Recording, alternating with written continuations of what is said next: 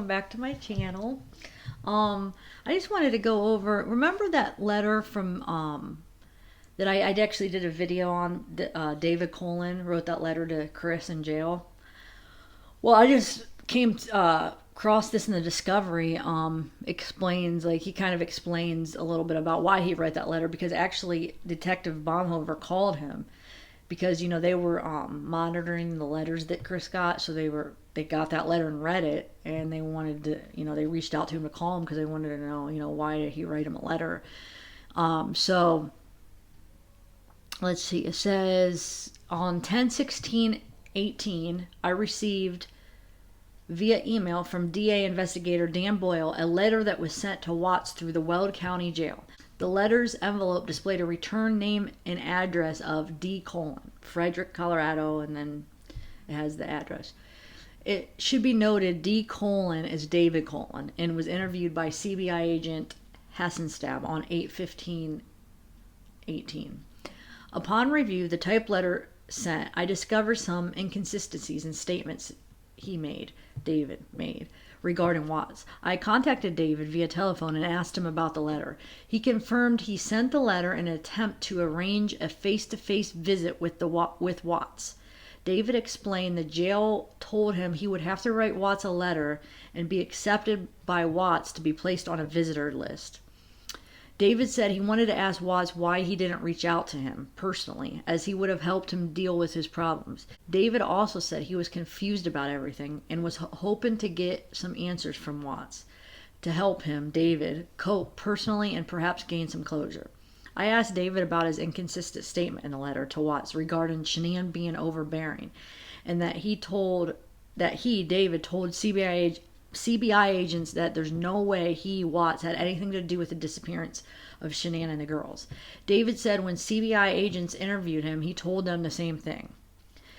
David described their friendship as neighborhood friends, but didn't get together much because they were in different worlds, because David's kids are older than Belle and Celeste. The phone interview was recorded and spanned approximately 10 minutes. Nothing further. So, I just found that kind of interesting. Wanted to read that to you. And another thing, I listened to Nichole Atkinson's interview again, and I just took some notes, so I was just gonna let you know some of the notes I took from her interview. It was that Tuesday that they interviewed her. She said it was odd that Chris opened the Lexus door before even going in the house. Anyway, she said she felt weird in the house. Her mind was not in a good place.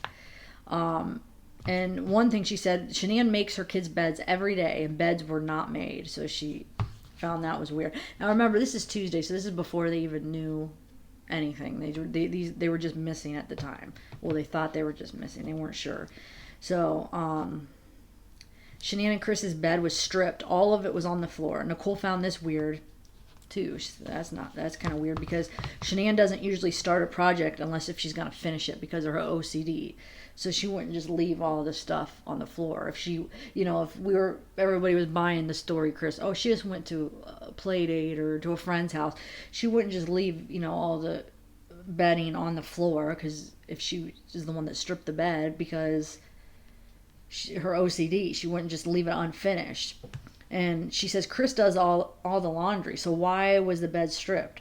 Why would he strip the bed? Because, okay, so why would he strip the bed before he went to work if Shannan was still laying in it? Remember, originally his story was, oh, Shannan was still laying in bed, so, you know, she's like, well, why would he strip the bed if he was still laying in it, if she was still laying in it? So she was on to him right away. So you know what I'm saying? She's caught on to all this, you know, before he even confessed. So, and she talks about how her son found the phone in the cushions in the sofa that she thought was kind of weird. She just said so many little things. She was wearing a wedding ring in Arizona. She never takes it off except when she had surgery. So, and then Chris said, of course, when she dyes her hair. But he said she just dyed it last week or whatever. I don't know, last week or the last 2 weeks. So, anyway, she said she had Sandy and Shannan's mom on speakerphone the whole time when they were searching the house. And then she said, you know, it was kind of odd how the 2 pairs of shoes were outside on the back porch on the chair, but He explained that because they had that water balloon fight or whatever at the party, so he was letting them dry. So I mean, I guess that does make sense. Um, neighbor's camera has him backing up in drive, loading something at 5:18. That's why my mind started thinking something bad. What would he be loading at 5:18? Because Shanann yells at him.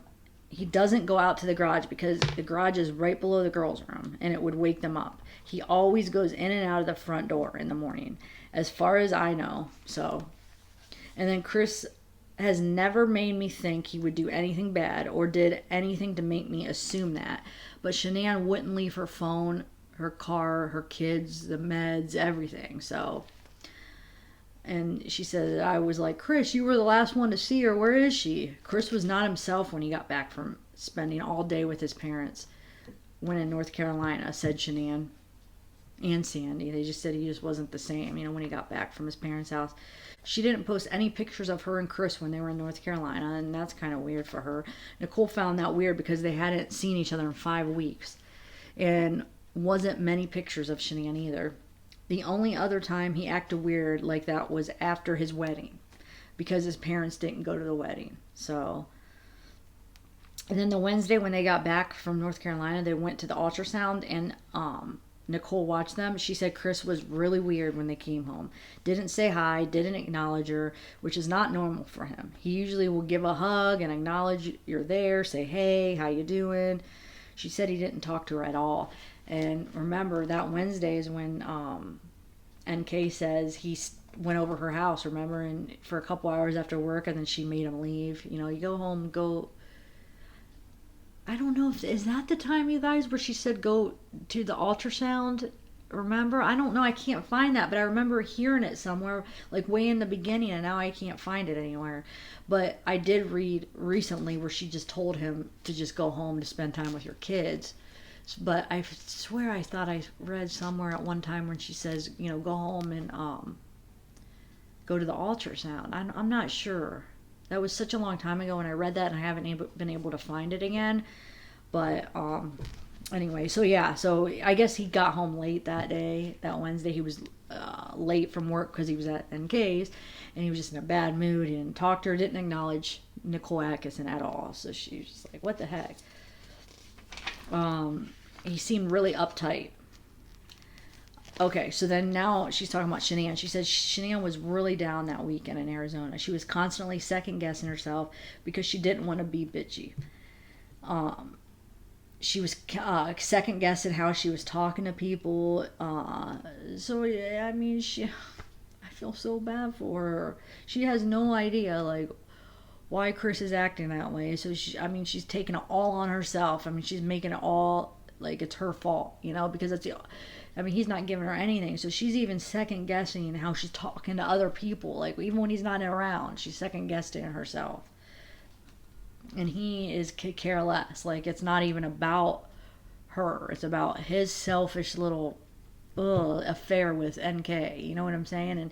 And she's thinking it's all her fault, and it's not. Man. Okay, so Shanann was trying to appease or make Chris feel better. She was going to mow the backyard for him, but then Nicole Atkinson said, no, you're not going to mow, and Nicole mowed it for her because she was pregnant, but she wanted to try to make Chris happy, so I'll mow the backyard for him. She's trying to do everything to help, to make him happy, and look what he's doing. He's purposely, just treating her like crap, like, actually probably getting off or getting his supply from seeing her miserable and like going nuts and anxiety and just expelling that negative energy, but it's energy towards him. He's taking all of her energy, and that's what he's liking that. He likes to get that reaction. Narcissists like to get that reaction out of people, even if it's negative. It's energy. They want that energy. They want that supply, and he's taking it all from her. It's just not fair. And she's trying to actually willingly give him her energy. The good energy. Let me mow the lawn. Let me change. Let me try to be better for you. Let me, read this book and try to, figure out what can I do better to make you happy, you know? And he, man, he is just taking all her energy and just, oh, wow. And then just, man, I just, he's so evil. The more get deeper and deeper into this case, the more evil Chris is to me. You know what I'm saying? The more I hate him and the more, oh.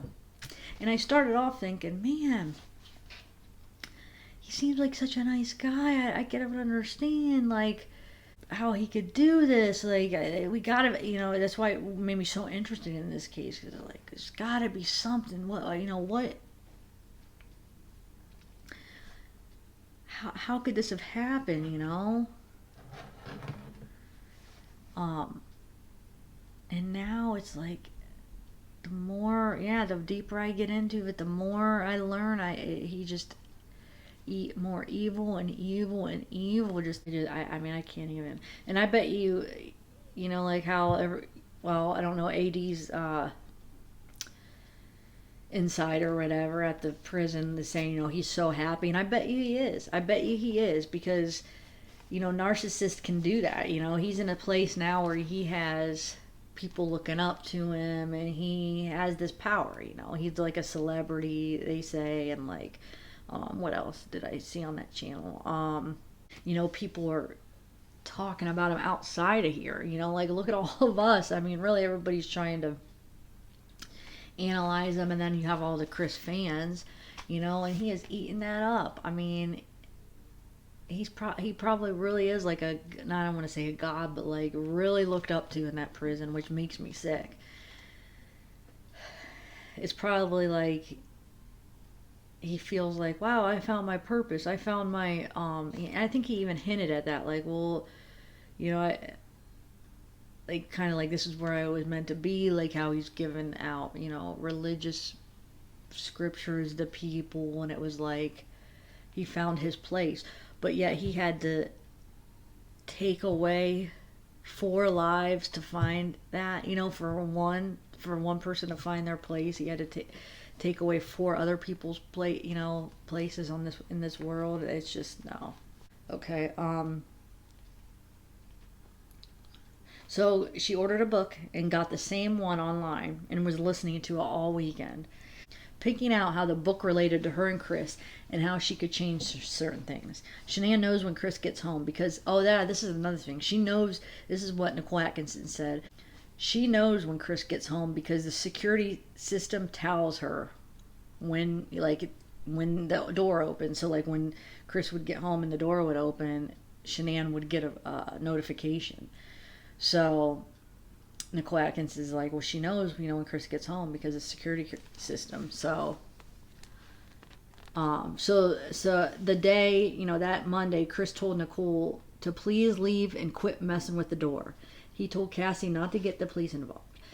And she's saying there's so many mixed up stories. That, you know, she went to a play date, she left in the middle of the night, she left in the morning. And then Nicole Atkinson says, it makes a remark, if it is a crime of passion, I really think he would strangle her, only because she has that neck issue. Which is kind of creepy that, you know, she didn't even know, and that's exactly what happened. So, I don't know. But I think that's about all notes I took on that. I was going to read through the whole interview, but I printed it out. It was 72 pages, and I'm like, man, that would probably be like 2 or 3 hours of reading through it. Not that I would be glad to do it, but I just feel like that you guys would probably get bored, you know, just reading through when you could just probably listen to it, because that audio is actually pretty good. You could actually hear pretty much everything they say. But so I just took some notes and just kind of gave you an overview. But I think that's all. I'm trying to see if I have anything else for this one. No, I think that's all I wanted to talk about in this one. Alright guys, well till next time, God bless you all, and I'll see you later. Bye.